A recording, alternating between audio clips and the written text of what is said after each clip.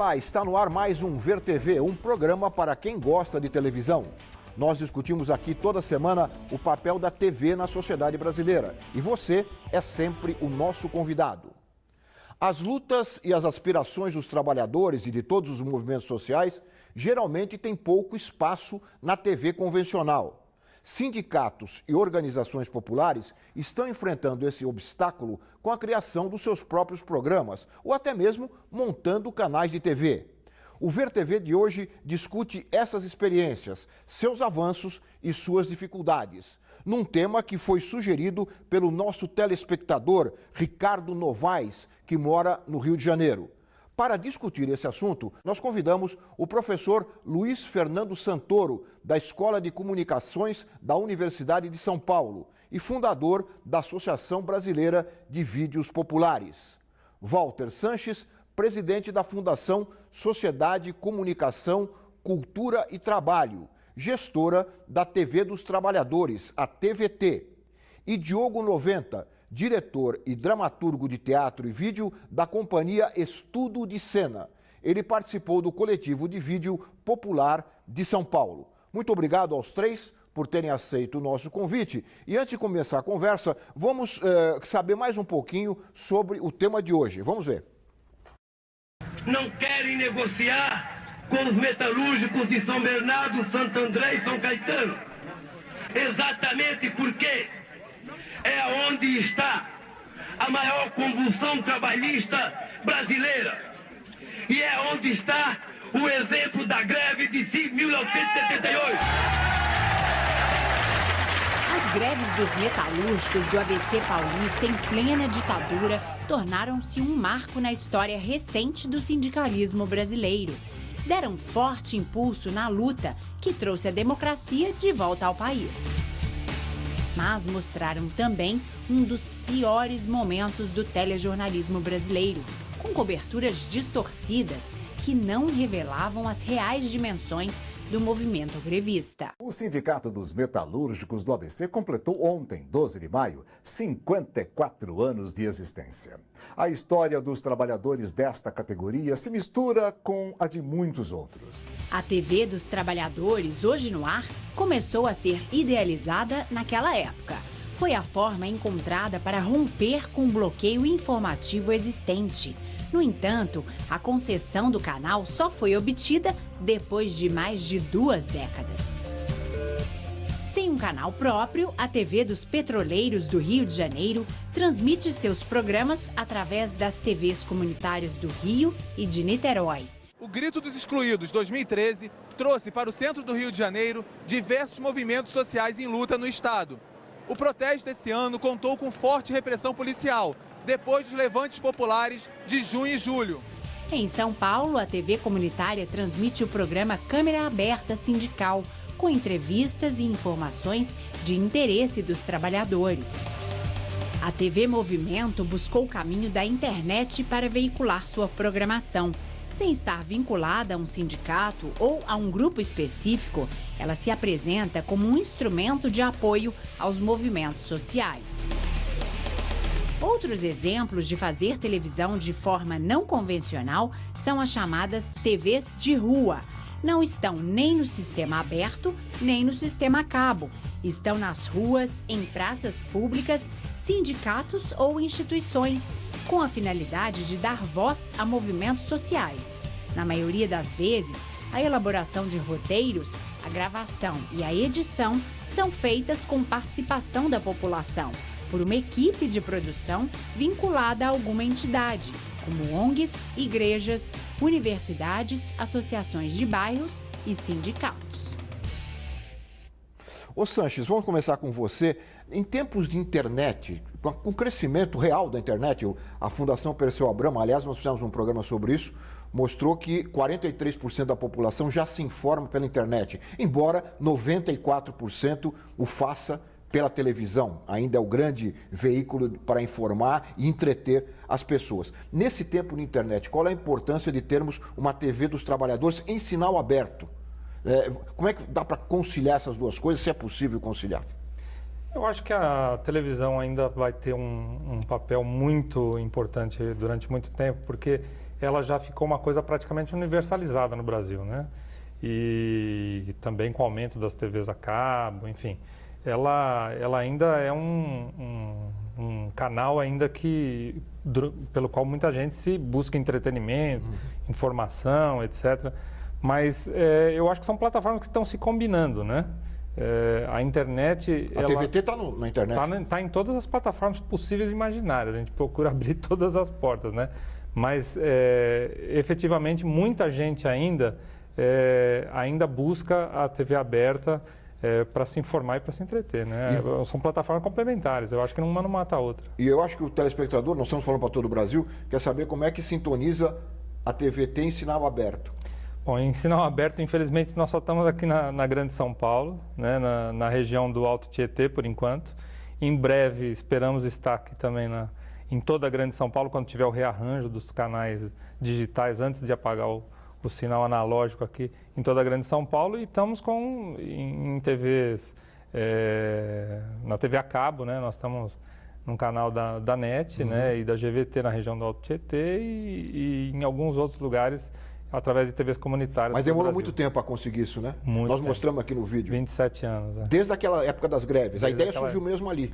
Foi dali, porque justamente foi aquilo que o vídeo cita, né? Foi justamente uma das formas de tentar acabar com aquela grande greve, foi através da manipulação da mídia, né? Isso. A mídia mostrava... Uma grande rede de televisão daquela época, né? A Globo. Mostrava imagens recuperadas, imagens de arquivo, para dizer que a greve tinha acabado. Os trabalhadores voltavam da Assembleia e falavam, mas como é isso? Mas eu acabei de votar que a greve continuava, como é que acabou? Ele participava de um evento, quando chegava em casa, da greve, assistia uma outra coisa na TV. Exatamente. E engraçado, né, Lalo, que passados mais de 30 anos daquela greve, poucos dias atrás eu estava vendo uma cobertura sobre a greve dos bancários, que já estava com cerca de 20 dias de greve, e a mesma televisão fez a cobertura da greve do ponto de vista dos consumidores que reclamavam, dos comerciantes que reclamavam, e não falava do tema, do assunto, do conflito trabalhista que estava em jogo. Qual era a reivindicação dos bancários? Não falou absolutamente nada sobre isso. Mas isso também é comum, é só ter uma passeata na rua, a primeira pergunta que as emissoras vão fazer é se a pessoa está muito zangada com o trânsito, para o motorista que está lá. E as reivindicações sempre ficam em segundo plano quando aparecem. Pois ainda mais falando de banco, né, que é o setor da sociedade que mais lucra e mais, vamos dizer, o sanguessuga da sociedade. E que patrocina as muitas emissoras. dessas emissoras. Bom, esse é o momento atual, né? Vamos voltar um pouquinho. Bom, é o momento atual da TVT. E a história da TVT é um pouco essa, bem resumida nesse começo de programa. Santoro, você que participou lá na década de 80 da TVT, que não era uma televisão, mas era uma produção de vídeo. O que mudou de lá para cá? Então, o interessante, Lauro, é que o que está por trás de tudo isso é mostrar para o telespectador, para a sociedade, uma outra visão dos acontecimentos. Então, quando a TVT surgiu, ela fazia o quê? Ela registrava o que a TV de massa comercial não registrava, organizava e mostrava aos trabalhadores na ótica dos trabalhadores. Mas mostrava como? Não tinha canal? Mostrava através de telões, porta de fábrica. Quer dizer, no início a TVT ia para a porta de fábrica, em cima dos carros de som, jogava, com todo o som do carro de som, jogava a projeção 5h30 da manhã, 6 horas da manhã, e mostrava o que tinha acontecido em outros momentos. Então, o interessante da TVT foi exatamente isso. A origem da TVT era mostrar o que estava acontecendo, não só através do jornal, mas também através da imagem. Uhum. Na época era tudo muito precário, era uma câmera VHS, literalmente, que era uma edição também caseira, projetada num telão. Mas isso foi o início de toda essa televisão dos trabalhadores, que hoje é uma emissora. Pois é, nós estamos falando da cobertura de greves, de movimentos populares. O Diogo vem da área da dramaturgia e, inclusive, já colocou no ar, através da TVT, o resultado, né, de alguns desses trabalhos. Como é que você vê essa possibilidade também de levar a dramaturgia, que é algo um pouco mais difícil, né, de se produzir, demanda mais tempo, mais recursos? Uhum. Bom, eu acho que o fazer a dramaturgia dentro de uma perspectiva que não reproduz os modos de trabalho das TVs convencionais é um desafio mas muito interessante porque todo o grupo tem que estar consciente do que está fazendo e apropriado do discurso. Assim, quando tem os documentários, as coberturas de greve, todos ali estão imbuídos pelo sentido político. Então, esse é o desafio e que eu acho que é onde gera resultados interessantes que se descolam um pouco de modelos, às vezes, pré-determinados da televisão ou do cinema independente ou cinema comercial. Na forma e no conteúdo? Na forma e no conteúdo. Isso, ao discutir um conteúdo que não é convencional, um conteúdo do ponto de vista dos trabalhadores, dentro de um processo de trabalho coletivo, se espera e se busca uma forma diferente. Você poderia dar um exemplo de um desses trabalhos, só contar rapidamente para o telespectador, um desses trabalhos, como é que foi produzido, qual foi o tema e os resultados? Sim, aí eu vou falar de um trabalho feito pelo grupo do qual eu faço parte, que chama Narrativas da Sé, que a gente ia para a Praça da Sé, em São Paulo? Em São Paulo, Praça da Sé em São Paulo. A gente passou alguns períodos na Praça da Sé, madrugadas, domingos, observando situações onde a gente enxergava conflitos de classe, situações onde modos de proceder no cotidiano antigos com modernidade, e aí voltava para um estúdio e reproduzia de maneira ficcional, improvisando, reimprovisando, e aí saiu o resultado que é o vídeo que circulou na TVT também. Depois a gente colocou na TVT. Então foi a partir dessas observações de cena de rua, voltava e retrabalhava de maneira ficcional, misturando temas. Vocês continuam fazendo isso, não? Continua. A Companhia Estúdio de Cena continua fazendo isso. Hoje a gente está mais dedicado ao teatro de rua, que a gente enxerga essa possibilidade de ir para as portas de fábrica, ir para ocupações com o teatro e também com o vídeo.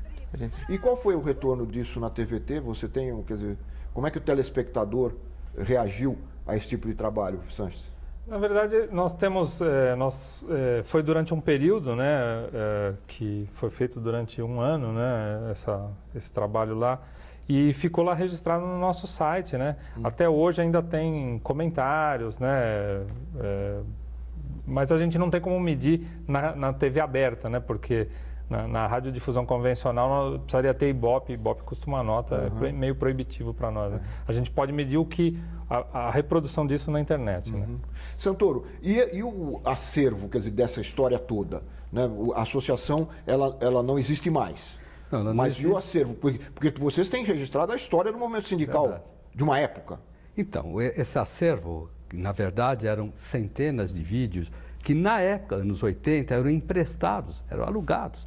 Quer dizer, a gente tinha um sistema de aluguel em que professores e escolas alugavam esses vídeos. O trabalho O trabalho dos grupos independentes que estavam reunidos num acervo da BVP, da Associação Brasileira de Vídeo Popular. Então, era um escritório que alugava para escolas, movimentos sociais, sindicatos, e esse pessoal usava o vídeo como um detonador de debate. Quer dizer, o vídeo ele não era apenas para ser assistido, mas para ser assistido e disparar um debate. Eu acho que essa é a grande característica, né, de todo esse trabalho, né, do vídeo, do registro do movimento popular. Por isso que aí que é uma questão que a gente discute muito, na medida que você joga para a televisão aberta, então passa a ser apenas a transmissão. É importante também, claro que é importante, mas você não tem mais a animação sociocultural, você não dá vida a uma discussão. Nos anos 80, o vídeo era um instrumento importante de debate, para disparar o debate. Então assistia-se um evento e discutia-se. Então era uma coisa para formação de consciência. Claro que hoje é importante formar a opinião pública também, mas eu tenho minhas dúvidas se a internet, na verdade, ela não está individualizando demais essa relação. Mas voltando só ao que você perguntou do acervo, hoje o acervo, a BVP desapareceu, já faz muito tempo, está na PUC. PUC de São Paulo. Na PUC de São Paulo. Então o pessoal lá, de uma forma muito competente, digitalizou todo o acervo e aos poucos hoje ele está aberto à pesquisa, etc., mas eu tenho a informação que nos próximos meses ele vai ficar disponível à população. É muito importante que você tenha a história dos anos 80 contada numa outra ótica.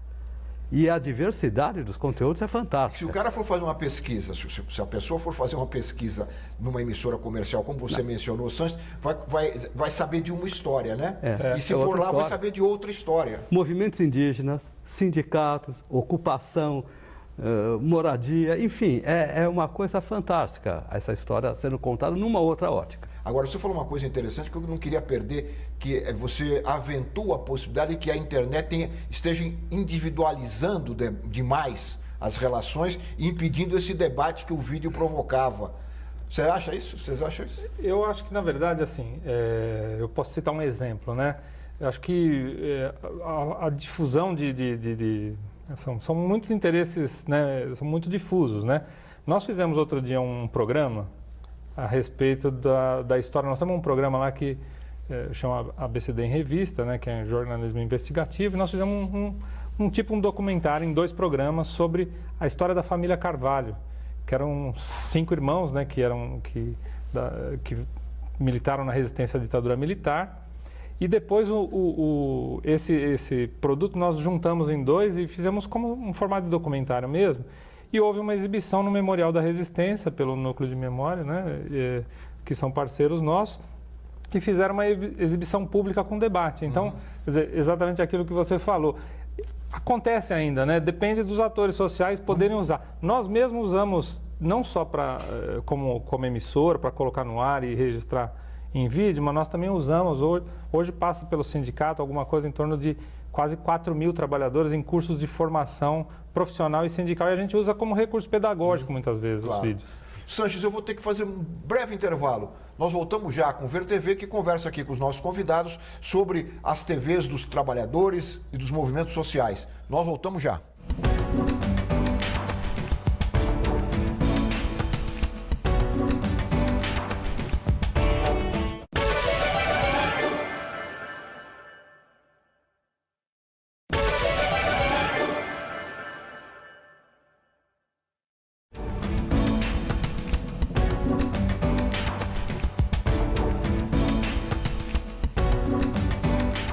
Nós estamos de volta com o Ver TV, que hoje conversa sobre as TVs que atuam junto aos movimentos sociais ou com os movimentos sociais e dos trabalhadores em geral. Nós vamos começar esse segundo bloco fazendo uma referência histórica à TV Machambomba do Rio de Janeiro, que é um pouco sucessora na história da TV Viva de Olinda, não é? Essas TVs que foram para a rua na década de 80, 90. A TV Machambomba, ela funcionou durante 16 anos, de 1986 a 2002, mobilizando os moradores de Nova Iguaçu para se expressarem e se retratarem, aparecerem, né, nas telas e discutirem os seus problemas através dessa TV. Ele foi um dos principais projetos, ela foi um dos principais projetos do CECIP, que é o Centro de Criação de Imagem Popular, criado em 86 por um grupo de profissionais de várias áreas no Rio de Janeiro. Nós conversamos no Rio com um dos seus principais mentores, o cartunista, arquiteto Cláudio Secom, que muita gente mais antiga lembra das suas passagens pelo inesquecível Pasquim. Né? Quando ele estava no exterior, ele escrevia para o Pasquim. Nós ouvimos o Cláudio e ouvimos também um dos integrantes da TV Machambomba, que é o Luiz Carlos Lima. Vamos ver a matéria e depois a gente comenta esses momentos históricos dessa TV popular no Brasil. Vamos ouvir, vamos ver. No ar, a TV Machambomba. Não passa na sua telinha, não é TV a cabo e tampouco pode ser capturada por antenas parabólicas. Mesmo assim, os programas da TV Machambomba são líderes de audiência nas praças da Baixada Fluminense, no Rio de Janeiro. Há 10 anos, com um telão armado sobre uma Kombi, a TV comunitária conquista espectadores. Feita para e pelos moradores da região, a Machambomba mantém um canal direto com a comunidade, que sai de casa para ver e fazer televisão.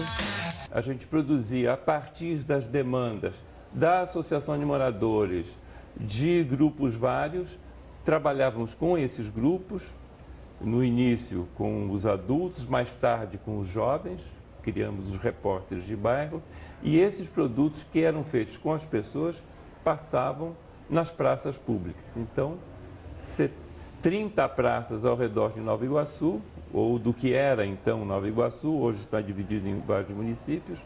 Então, a cada noite chegava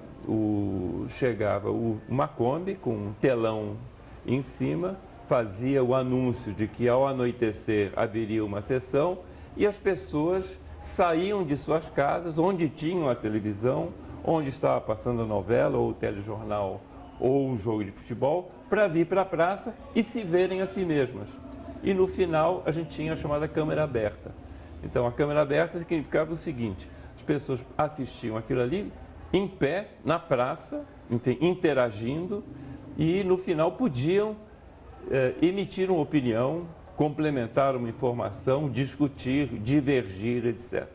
Então essa experiência de câmera aberta, de interatividade, é uma experiência que eu acho que foi muito inovadora na época, permitida pela tecnologia que nós tínhamos na época, e permitiu também que a gente tivesse uma identidade muito forte com a população. Eu era responsável por sair com a Kombi, com os equipamentos e montar tudo nas comunidades. E fazer essa interlocução, né, da instituição CECIP Macham Bomba com a comunidade. Eu era a primeira porta de entrada que chegava nos bairros e falava: ó, você é um telão e tal, a gente está falando sobre Nova Iguaçu, pô, será que você deixa puxar aí a luz da sua barraca para botar? Será que dá para você assistir? E fazia chamadas. Aí já tinha um sistema de som em cima da Kombi, a gente rodava no bairro: hoje tem TV Macham Bomba, telão, vem assistir a TV da Baixada, e aí vem para cá, vem fazer essa TV com a gente, e chamando, era esse o meu papel. Esse material que nós guardamos, ele agora começa a ser resgatado graças a um projeto que a gente conseguiu aprovar na FAPERJ. Então é um primeiro início, e a ideia é que este material seja digitalizado e seja colocado à disposição dos pesquisadores na FEBEF, que é a Faculdade de Educação que fica em Caxias, da UERJ, e também a gente vai deixar cópias provavelmente no Arquivo Nacional. Pronto, depois da dica do Santoro da PUC de São Paulo, agora o Cláudio dá essa outra dica para os pesquisadores no Rio de Janeiro, esse material para ser utilizado, sem dúvida alguma, não só como documento histórico, mas até para reavivar, né, debate. Agora, o que a gente viu aqui, inclusive com o Luiz falando, me chamou a atenção, é o caráter de militância que tinha esse trabalho, né? É um trabalho que vai muito além de qualquer limitação profissional. Agora, se você quiser voltar na história, como você está sugerindo, olhando lá para trás, o criador da TV Viva de Recife, que é o Eduardo Homem, como eu também, nós estudamos na mesma época na França, em que tudo isso acontecia. No Canadá, em Montreal, e na França. Era a TV. O Eduardo Homem está lá até agora na TV Pernambuco. Né? Então, é a TV da praça pública. Aquele discurso em que você vai ver o seu vizinho, o vizinho que você não vê na TV, você vai ver, uma TV que fala dos seus próprios problemas, isso dentro do Quebec francês, né? E na França, a mesma coisa. Quando a gente volta para o Brasil, cada um no seu canto, da sua forma, a gente volta com a ideia de usar essa tecnologia, o vídeo, que substituía o Super 8, que era mais complexo, para o registro e a animação. O importante é que não é só o registro que isso o cinema fazia, mas é, sobretudo, a animação. Usar o vídeo, colocar o vídeo nas mãos de quem nunca produziu. Então, aí tinha a questão da militância que você fala, que é quem sabia o que falar, é o caso do sindicato lá de São Bernardo, dos bancários, eles sabiam exatamente o que falar. Não tinham um repertório audiovisual, mas tinham o acerto do discurso político. Então, e todo esse vídeo ele começa muito em cima da militância, do discurso político e de ir para a rua, de estar lá no final de semana, ir para a praça pública. Então, eu acho que isso é uma coisa fascinante. Diga. O Coletivo de Vídeo Popular de São Paulo, do qual eu fiz parte pela Estudo de Cena, a gente fez, no segunda 2005 para cá, era o circuito de vídeo popular. Então, que bebia um pouco dessa fonte, que era exibir os vídeos, e a gente chegou a exibir em 20 pontos da cidade. Então, se ele tinha ali um certo 2 ou 3 vídeos que a gente exibia durante um mês em 20 pontos da cidade, nesse sentido de gerar debate, de se apropriar do espaço público e de trazer uma visão... E as pessoas se envolvem, né? Claro, claro. Eu acho que quando a gente está falando da internet, não acho que é a internet que individualiza, ela potencializa um certo sentido privatista, individualizante que a gente vem crescendo hoje em dia na sociedade. Porque essas experiências, se feitas hoje, geram resultados muito interessantes ainda. Independente da internet. Independente da internet. Então, agora, você imagina que tudo isso foi feito numa época que não tinha, evidentemente, nenhuma forma de convocar no seu carro de som. Como o Luiz aqui falou. Vai para a rua o carro de som. O interessante quando a gente fala da internet, a internet pereniza, perpetua tudo isso, quer dizer, Fica está à gravado, disposição. Coisa que, inclusive, tudo isso da TV Viva, se você for no YouTube, você acha TV Viva, Recife, Olinda, você vai achar os programas humorísticos do Brivaldo e tudo isso. E o importante é que pereniza, mas, por outro lado, não existem projetos, pelo menos que eu conheço muito bem, projetos em que esse material seja um formador de opinião pública de forma organizada. Então, isso é que eu acho que é uma dificuldade hoje, que quem trabalha com formação de opinião pública, conscientização, tem uma dificuldade em trabalhar na internet nesse sentido. Você sabe que no nosso caso, desde que a gente começou como emissora, desde 2010, uma das coisas que a gente instituiu no jornalismo é o que a gente chama de jornalismo colaborativo, né? Porque hoje a grande vantagem é que hoje qualquer pessoa com um celular, ela pode registrar imagens, né? Pode transmitir ao vivo, né? Pelo celular. Basta ver o que faz como a mídia ninja, né? E nós estimulamos isso. E hoje, no jornal que a gente tem, que é das 19 às 19h30, a gente recebe por dia alguma coisa entre 10 a 20 vídeos. Porque as pessoas mandam, porque elas percebem que quando aquele 1 minuto e meio editado que vai para o ar como jornalismo colaborativo, gera, por exemplo, às vezes é uma crítica ao prefeito, ao governador, ao subprefeito, enfim. E aquilo gera uma resposta e exibe para uma gama muito maior de pessoas o problema daquela comunidade ou uma expressão cultural que não tem um espaço para exibição. Mas acho que um combate que acho que tinha ali, e hoje tem, mas em menor escala, era a militância e um sentido político de se contrapor a uma determinada lógica e ordem. Porque hoje é esse impulso de cada um fazer o seu vídeo, a internet, a gente não pode também ignorar que a indústria que mais cresce hoje são as de software e de tecnologia. Então, o próprio discurso dominante de que essa experiência era contra, estimula que se você faça o seu próprio vídeo, também é uma visão individual. Faça o seu próprio vídeo, coloque na sua própria página. O indivíduo, a pessoa. O indivíduo. Né? Isso gera consumo. A gente vive num impulso de consumo muito grande no Brasil hoje. Então, você ter seu aparelho celular, você ter seu computador portátil. Então, eu acho que, por um lado, distorce o sentido que a gente tinha. Coletivo e de militância. Embora a maior parte do material que a gente recebe é de coletivos, não é de indivíduos. Né? Mas normalmente é de movimentos e de, sei lá, ONGs, etc. Normalmente é de coletivo.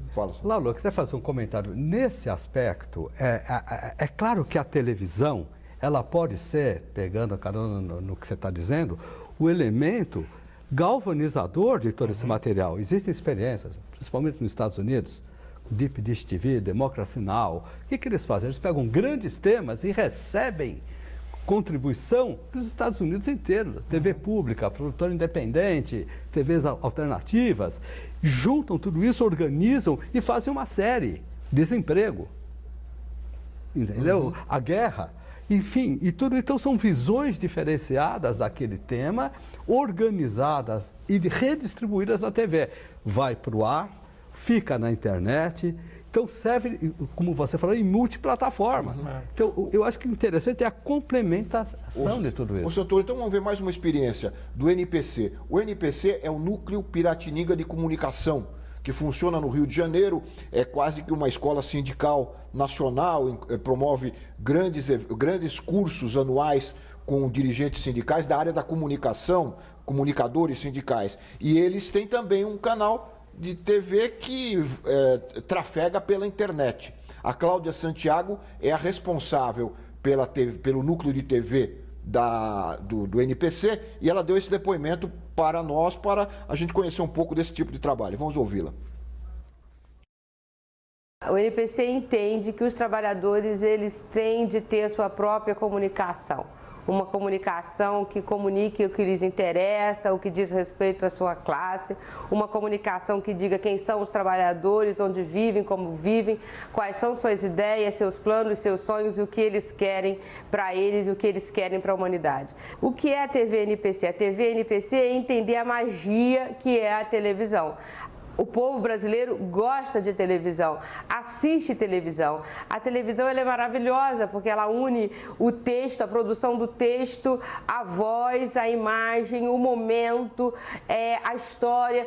tudo você pode contar, você pode mostrar através da televisão. A gente está na rua também em alguns momentos, é óbvio que é uma TV pequena, é uma TV que começa, é uma equipe pequena, mas em alguns momentos que a gente acha importantes, seja numa luta de uma comunidade ameaçada de remoção, que as pessoas querem aparecer na TV. Não importa se é na TV grande, da grande mídia, ou se é na TV pequena, da TV alternativa. E que venham os black blocs, os ninjas, os professores e essas pessoas que estão na rua. A transmissão online, ela não atinge muita gente. Em média de 30 a 50 pessoas, eles ficam acompanhando a transmissão online. Mas a grande repercussão se dá depois. A partir do momento que o vídeo vai para o YouTube, aí ele passa a ter muitos acessos.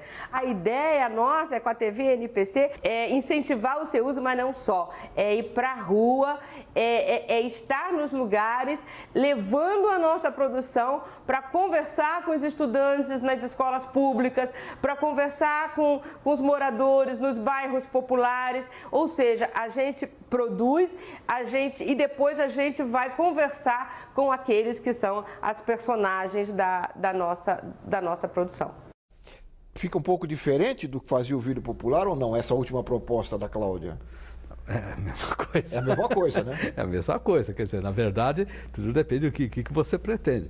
Quando a gente fala do vídeo popular, também vamos entender que são raros os produtores independentes. Na verdade, praticamente todos estavam ligados a alguma entidade, sindicatos bancários, sindicatos metalúrgicos, associação, isso, aquilo. Então, na verdade, não era bem um indivíduo que fala, bom, eu vou fazer vídeo popular. Na verdade, eram entidades que usavam o vídeo dentro da sua lógica, dentro da sua militância. Então, ninguém estava inventando nada de novo. Você estava trazendo o vídeo para a luta dos trabalhadores. Então, o importante era a luta dos trabalhadores, não era o vídeo. O vídeo é um instrumento. O vídeo foi um instrumento. Uma linguagem. Essa é a diferença. No caso de Recife, é um pouquinho diferente. Porque no caso de Recife, era o centro... Luiz Freire. Então, o que eles faziam? Animação de rua.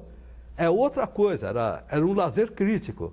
Então, era diferente. No nosso caso aqui da TVT e outros lugares aqui, principalmente aqui em São Paulo, mais ligado ao vídeo sindical, o importante era o sindicato, era a luta sindical. Então, agora, diga. O vídeo popular, que a gente está falando dos anos 80, e, enfim, que tem referência ainda hoje, ele é ligado a uma visão de classe. O que a representante aqui do Núcleo Piratininga coloca, é da classe trabalhadora, uma identificação de classe. Porque a gente não tem o vídeo popular como tem a música popular de Goiás. Então, é uma determinada música. Isso, nesse sentido tradicional, não existe vídeo popular. Então, isso acho que era importante. E é importante que é uma relação de classe, uma relação da classe trabalhadora em oposição à classe dos que detêm os meios de produção. E isso se perde, tem muito estímulo a gente perder essa identidade de classe hoje em dia, ou pelo menos uma identidade de classe combativa, talvez de integrar as classes. Hoje a gente tem um discurso de integração de classes e não de combate de classe. Isso que movimentava o vídeo popular. Que dava força à militância, era isso aqui? Sim. Não é isso? Vou fazer mais um intervalinho. Nós voltamos em seguida com o Ver TV, que está conversando aqui sobre as TVs dos movimentos populares no Brasil. Nós voltamos já.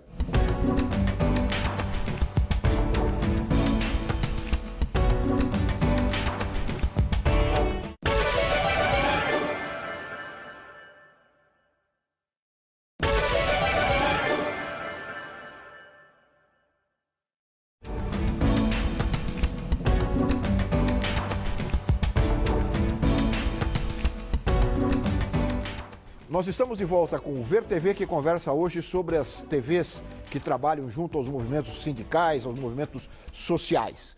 E os petroleiros do Rio de Janeiro, nós falamos logo no início do programa, transmitem os seus programas através da TV comunitária do Rio e de Niterói. Vamos mostrar um trechinho de uma reportagem que eles fizeram que foi feita pela TV dos petroleiros. Vamos ver. A Agência Petroleira de Notícias do Sindipetro RJ realiza uma desconferência sobre a TV dos trabalhadores. A gente está aqui hoje tentando trazer alguma forma de discussão sobre a comunicação, sobre a TV dos trabalhadores. E não dá para esquecer que essa consciência é muito recente, né? Os sindicatos e as centrais sindicais custaram a entender a importância de ter uma comunicação sindical. Porque a gente sabe que a mídia hegemônica não dá espaço e não concede nenhuma forma de abertura para o trabalhador. A conclusão que é, os sindicatos acordaram para a importância da mídia sindical, para quebrar a importância da mídia tradicional, desses grupos que dominam e comandam a mídia nesse país. E nessa hora que os sindicatos, que a CUT, os movimentos sociais acordaram para isso, a gente está dando um passo para quebrar essa hegemonia, está dando um passo para frente, para de uma vez por todas poder colocar a voz do trabalhador, o interesse dos trabalhadores, do povo brasileiro, dos movimentos sociais, de meio ambiente, de movimento negro, movimento LGBT. Isso é fundamental, ouvir a voz de quem não tem voz. Bom, está avançando, ampliando? Se nós vamos comparar com a década de 80, que nós estamos conversando aqui, avançaram os trabalhadores na construção dos seus próprios meios? Qual é a análise que vocês fazem? Eu acho que hoje existe nós que fomos quase pioneiros por conta de ser alvo de muita manipulação, né? Mas hoje, fazendo uma retrospectiva, eu acho que nós estávamos falando também no outro bloco sobre a questão das plataformas, né? Embora uma plataforma muito proprietária, né? É sempre uma multinacional por trás, mas ela permite que qualquer sindicato possa montar sua TV web, né? Possa montar o seu site, o seu blog e transmitir, né? E contar a sua própria história. Ao mesmo tempo, existe uma consciência maior, e nesse ponto de vista é mais recente, pelo o volume desse entendimento de que a comunicação ela é fundamental para qualquer organização social que queira, vamos dizer, manter a sua coesão, construir, né, debater suas ideias para um público maior. Então, acho que hoje a consciência até inversamente proporcional à queda da qualidade da mídia dominante no Brasil, né? Olha, Laro, eu queria fazer um comentário, se você me permite. Quer dizer, sempre o que está por trás nós temos que passar a nossa visão de mundo do jeito que nós queremos. Quer dizer, na verdade, a mídia manipula, ela distorce ou ela não fala completamente o que a gente precisa. Esse é o discurso que vale para as TVs estatais, vale para a TV Assembleia, para a TV Câmara, sempre o mesmo discurso. Então, assim, nós temos que mostrar do jeito que a gente quer ser visto. Então, na verdade, eu acho legítimo isso, eu acho absolutamente correto, na medida em que a mídia, ela pode distorcer, manipular. Só que tem um probleminha. A grande questão é como é que a gente impactua a opinião pública dentro apenas desses circuitos, vamos chamar assim, menores, alternativos, etc. Então tem um desafio muito grande, porque vocês não esqueçam que o pessoal fala muito dos movimentos sociais, o uso da internet nas manifestações, no Cairo, em São Paulo, mas não esqueçam que a grande mídia usou isso e repercutiu. Na verdade, a mídia está atrás da boa história. Se essa boa história foi gravada com celular, com uma câmera de segurança, tanto faz. Ela põe no ar, não tem mais padrão de qualidade. Então, o importante, eu sempre enxerguei isso, na combinação. Eu acho que as coisas convivem. O pequeno com o grande, o local com o global e, sobretudo, as velhas tecnologias com as novas. Mas, o mais importante, a TV de massa com essa pequena TV. Mas essa pequena TV tem impacto suficiente para se contrapor à TV de massa? Então, eu acho parte um pouco dos pressupostos de quem está fazendo, porque a gente fala muito de hegemonia, a hegemonia ela é mutável. E hoje eu acho que algo que tem muito forte na hegemonia, que é um exercício de contenção, é incluir a construção de identidades, desde que não se altere as instituições que geram desigualdades, que geram o discurso dominante. Então, incluir todos pelo consumo, incluir todos para que construa sua identidade enquanto indivíduo ou enquanto um segmento descolado. E, às vezes, o discurso fica muito legalista e pouco combativo. Acho que é isso que a gente falava aqui no intervalo, a BVP dos anos 80, tinha um discurso, isso está ali nos jornais que estão na PUC, os boletins do vídeo popular, um discurso de se fazer uma comunicação diferente e de que esta comunicação das grandes mídias, Rede Globo e outras, deveriam acabar. Nos anos 90 começa um discurso legalista de defender leis de eu quero participar também, junto com o outro. E aí o pequeno vai sempre ser o pequeno ali, se garantir a existência, se não tiver, de fato, uma mudança estrutural no modo de comunicação e como se divide as patentes, se divide os sinais. Né? Então, acho que os movimentos acabam virando legalistas, defendendo leis e não indo contra leis que geram desigualdades. Olha, eu queria mostrar, para continuar nossa conversa, uma outra experiência, uma TV da Floresta Amazônica, onde os jovens das comunidades ribeirinhas, dos rios Amazonas e Tapajós, são produtores de conteúdo na TV Mocoronga. Vocês já ouviram falar na TV Mocoronga? Sua exibição é exibida em telões também, como essas em barcos, né? E levada pelos barcos, né? Como essas experiências que a gente já mencionou aqui da TV Viva, da TV do Cláudio Secom, do Rio de Janeiro, enfim, vamos ver que é uma experiência atual na Amazônia. Vamos ver. Mocorongo tem vários significados no dicionário. Pessoa desajeitada, malajambrada, cafona, alguém sem ânimo. Mas Mocorongo é também quem nasce em Santarém, cidade no coração da floresta amazônica, no Pará, conhecida como Pérola dos Tapajós. Venha pro movimento, venha movimentar. Isto é carimbó, isso é meu Pará. Valorizar o significado original de Mocorongo é um dos objetivos da Rede Mocoronga de Comunicação Popular. A palavra tem raízes na cultura indígena e quer dizer gente humilde e receptiva. Em plena floresta amazônica, jovens de 31 comunidades ribeirinhas que vivem do extrativismo passaram a ser protagonistas de sua própria história. Agora, eles fazem parte da Rede Mocoronga, formada por TV, jornal, rádio e internet. A rede é vinculada ao Projeto Saúde e Alegria, organização não governamental que atua na Amazônia há mais de 25 anos. Na TV Mocoronga, os vídeos são roteirizados, gravados, editados e exibidos nas próprias comunidades. Nos telecentros, a rede forma núcleos de cineclube para a produção de vídeos. Na floresta, a narrativa jornalística é feita por celular no lugar da câmera, como faz a mídia ninja em várias cidades do país. Eu sou a repórter Amanda, estou na comunidade São Domingos. Eu vou entrevistar aqui Dona Lúcia, que ela vai falar sobre o artesanato. Os assuntos variam: saúde, economia da floresta, meio ambiente e geração de renda, educação e cultura. Tudo a ver com o dia a dia desses produtores de vídeo. Nas oficinas da Rede Mocoronga, os jovens são formados como repórteres comunitários para programas de rádio, vídeos, jornais locais e blogs na internet. Eles fazem circular as informações e desenvolvem campanhas educativas. A rede fala da realidade da população para a própria comunidade. Numa região isolada, a comunicação é fundamental. E é também nas margens dos rios que os jovens preservam e mostram a cultura da floresta amazônica. Numa realidade onde praticamente o único meio de comunicação é o rio, que é o que chega de barco de comunidade em comunidade, esses jovens estão aí indo contra, vamos dizer assim, a realidade do isolamento e da distância. Estão lutando para se aproximar e essa aproximação está sendo através dessa rede de comunicação que é a Rede Mocoronga.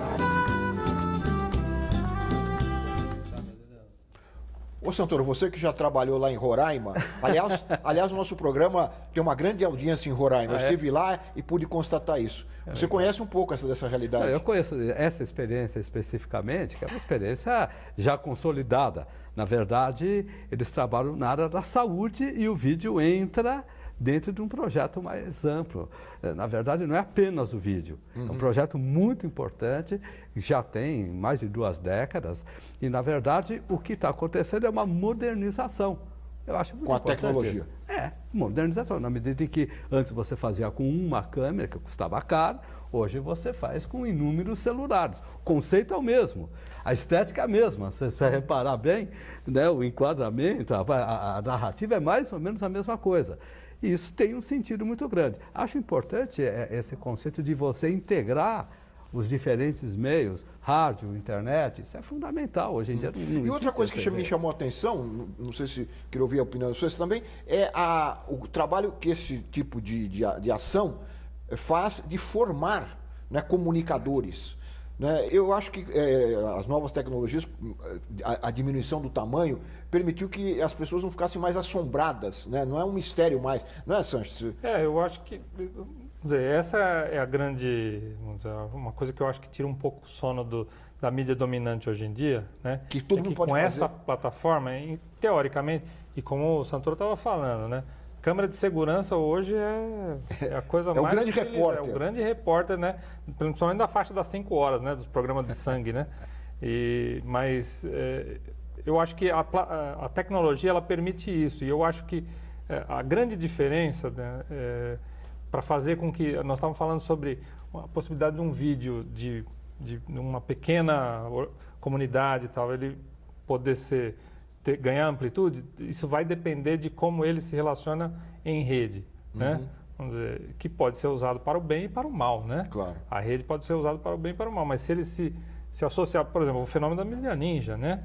Com todas as críticas que fizeram, etc. e tal, mas foi um fato de que quem fazia cobertura em tempo real das manifestações, predominantemente eram eles, inclusive as próprias grandes redes, né, dominantes se apropriaram disso em alguns momentos. Né? Esse tipo de experiência eu acho interessante porque para além da qualidade em si do vídeo, acho que tem uma formação político-pedagógica das pessoas que fazem. Quando você se apodera da sua história, você assume uma liderança, você assume um protagonismo frente às situações. Isso é muito, muito interessante. Isso que você falou da tecnologia, me parece que talvez uma característica do vídeo popular é trabalhar sempre com o mais simples, né?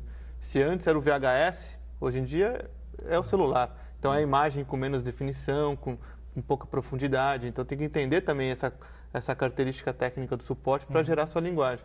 E esse tipo de experiência é muito interessante. Agora, é importante também, viu, Laro, e os espectadores, esse conceito de complementar. Quer dizer, o fato da gente estar, essa é a minha opinião, dando uma importância muito grande a toda essa forma de se fazer televisão, a gente tem que entender que também existem muitas experiências hoje no mundo inteiro complementares de grupos que têm um pensamento diferente, uma outra visão dos acontecimentos e que tentam chegar à opinião pública. Eu recomendo aos telespectadores o projeto Democracy Now! Vocês podem entrar, Democracy Now! E o que é? É um telejornal aprofundado sobre os grandes temas mundiais que é transmitido em centenas de emissoras de rádio, televisões públicas, televisões comunitárias, universitárias. É produzido por quem? Por uma ONG, vamos dizer, a Amy Goodman, que é uma grande jornalista, que saiu da grande mídia e resolveu fazer... Nos Estados Unidos? Nos Estados Unidos. E circula no mundo? E circula nos Estados Unidos inteiro. Quem quiser retransmite, você pode assistir via internet. Vocês colaboraram com eles, é isso? Foi com esse? Não, foi com a Vice. Com a Vice. Que é semelhante. Que é semelhante. Mas é muito importante isso ser complementar, porque eles têm a visão de formar, de impactar a opinião pública também num país e ao nível internacional. Então, eu acho que tudo isso se complementa. Essa multiplataforma é a soma, quer dizer, é do pequeno com o global, com o local. Eu acho que essa novidade a gente tem que navegar dentro desse novo mundo. Eu não queria perder a oportunidade, nós estamos chegando no fim do programa, falar dessa experiência, a TVT colaborando para uma experiência semelhante a essa, com as imagens da TVT indo para o mundo, é isso? Vamos dizer, nós tivemos uma cobertura muito intensa durante os protestos de junho. Inclusive, a gente já cobriu o movimento Passe Livre desde 2011, quando era a prefeitura do Gilberto Kassab, aqui em São Paulo, né? Então, as imagens foram utilizadas para essa Vice, que é um birô de mídia e tem outras, né, enfim, tem outras áreas de atuação, mas foi um vídeo que eles fizeram de fôlego, assim, mostrando, explicando principalmente para o mundo o que foram os protestos de junho, e sobretudo em São Paulo, né? Usaram imagens da TVT. Muito bem. Nós estamos chegando ao final do programa. Queria agradecer muito a presença de vocês, discutindo um tema muito pouco discutido, né? na televisão brasileira. Espero tê-los de volta aqui no próximo Ver TV. Eu quero agradecer também a você que nos acompanhou de casa, lembrando que todos podem acompanhar o Ver TV pelo Twitter, pelo Facebook e também pelo nosso e-mail, que é vertv@ebc.com.br. Até a semana que vem com mais um Ver TV, um programa para quem gosta de televisão. Até lá!